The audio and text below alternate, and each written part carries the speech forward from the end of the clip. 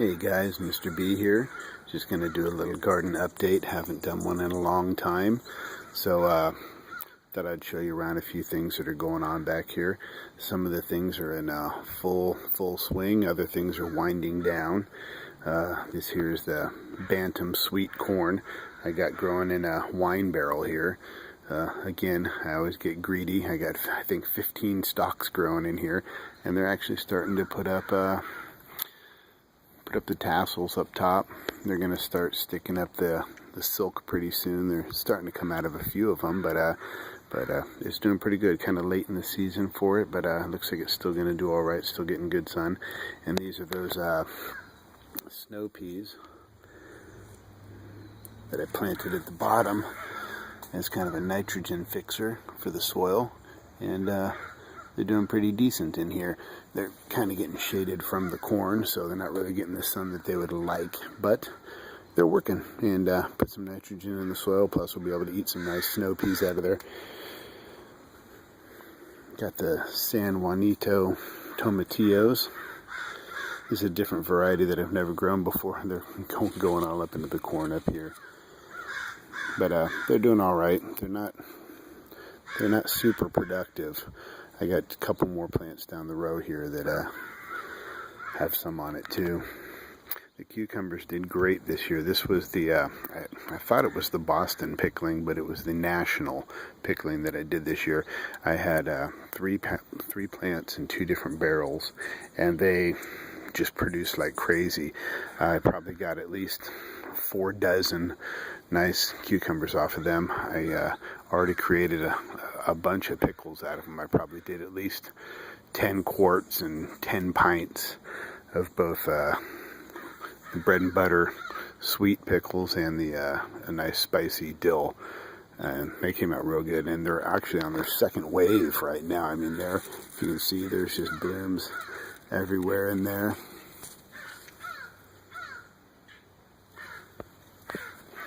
The crows are making the little tree frog talk back here. I mean, these things they're just starting a whole new wave. I came in and actually doused it with a little bit of a fish emulsion, and because they're starting to get a little yellowish. But yeah, I mean, they're starting to put out. There's a whole bunch under here too. Whole new wave.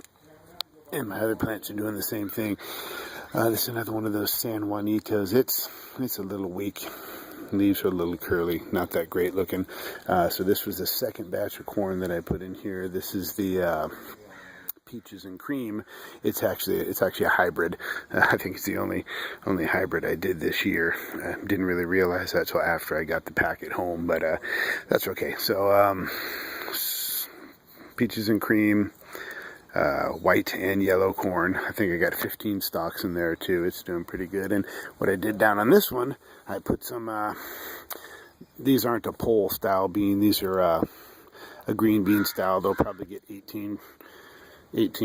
24 inches down in here. But again, nitrogen fixing into the soil, and hopefully they'll get enough sun to actually produce down there. But for the past 2 years, I told myself I was going to do this, so I'm doing it now.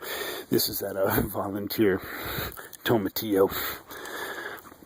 It's just pumping them out like crazy, but they're small. They're little guys. So, but they're still fun to make some green salsas out of. This is the other cucumber. It's got a whole nother wave. I mean, look at that. There's 1, 2, 3. There's like a half dozen just on that one little branch or more. It's almost like the second wave is stronger than the first. It's got them everywhere, so that's awesome. Had a little bit of the cucumber beetles. I get real funky stuff on these, but I come in every once in a while and just cut those out. I mean, it's still doing some nice new growth, so good to go on that. The other volunteer Tomatillo, that one's doing pretty good too. Let's see, the fish peppers from Scott. They're starting to put out some nice little peppers all over the place. This is a funny variety. It really drops a lot of leaves, but it's finally starting to produce the white devil's tail.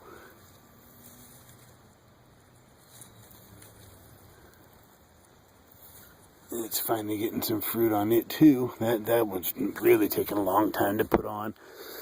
The patty pan squash winding down. I've come in and cut out all the junk out of it, but it's still putting them out. Still getting some fruit on there. Still new blooms. More fruit in there. A little bit of aphids on these. Another half dozen or so starting in there. So squash does not do good here. Never has, but I just try different varieties every year to see if something's going to happen. The Uzbek sweetness, these were actually excellent. We've already harvested about 3 or 4 off of them. They're not huge, about cantaloupe size, but once they get really dark yellow, they're good to go. Some more back there. A couple more hanging. Little new guy. I don't know if this guy will ever have time to ripen, but that was a real good one. White flesh, real sweet. Kind of a firm flesh. It didn't get real soft. Oh my gosh, another watermelon. So we already harvested about 3 or 4 watermelons off of here. They were really good. They only got about volleyball size, but super, super sweet. They had seeds. This was the Sugar Baby. It did good. It's actually starting a whole new wave of blooms on it also, but I don't think any of those are going to come to fruition because I've got a bunch of other stuff that I've germinated that I'm going to be putting in these things for the fall. I've got, well, I'll show you in a minute, a bunch of other greens and stuff. This is the, well, I just call it the green flesh melon. It's this French name. I always forget to bring out the packet to show you guys. It's the one that many people got free from rareseeds.com or Baker Creek heirloom seeds, but not very big. They produce almost softball-sized melons, really good. You got to watch out though. If you let them get completely ripe, they over-ripen real fast, like within a day or so. So you got to catch them right when they're just starting to break off the vine. It's a green-fleshed melon, similar to honeydew in flavor, but it was a pretty productive plant. It still has a bunch of them all over it. My mammoth pumpkins were kind of a flop. Here's one of them down here. I mean, they not that great.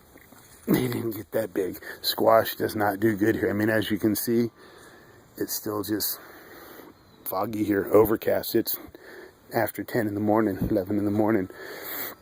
I've got new growth all coming out on this thing, but I don't know if they'll ever ripen either. It went up on the hill there and everything. The potatoes, they started to turn a little yellow, so I crushed them all down. I stopped watering them almost about a week ago. I crushed them all down. I'll let those turn all brown. That'll kind of make the potatoes skin harden up so that they'll be ready to harvest in about another week. Alright, so real quick, see if I can get everything in today. Instead of making a real long one, I'll try and zip through these. Peppers are doing pretty good. Cayennes, I did a whole lot of different varieties this year, and just not as many of each.